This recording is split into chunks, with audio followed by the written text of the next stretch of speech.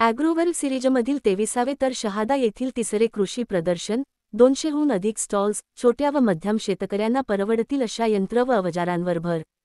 शहादा महाराष्ट्र तसेच मध्य प्रदेश आणि गुजरातच्या सीमेवर वसलेले आहे. शहादा हे केंद्रबिंदू मानून या तिन्ही राज्यांचा संपूर्ण 150 किमीचा सीमावर्ती भाग समृद्ध आहे.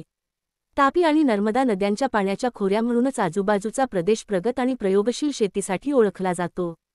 नंदुरबार, शहादा, प्रकाशा, तळोदा, दोंडाईचा, धुळे, शिरपूर, शिंदखेडा, साक्री, मध्य प्रदेशातील पानसेमल, सेंधवा, बडवानी आणि गुजरातचे निझर ते राजपिपला व आसपासच्या परिसरापर्यंत केळी, कापूस, मका, पपई, मिरची, ऊस, टरबूज, गहू, हरभरा आणि विविध प्रकारच्या भाज्यांचे विक्रमी उत्पादन होते. ठिबक सिंचन, ट्रॅक्टर आणि लहान मोठे आधुनिक मशीन टूल्स देखील मोठ्या प्रमाणावर वापरले जातात.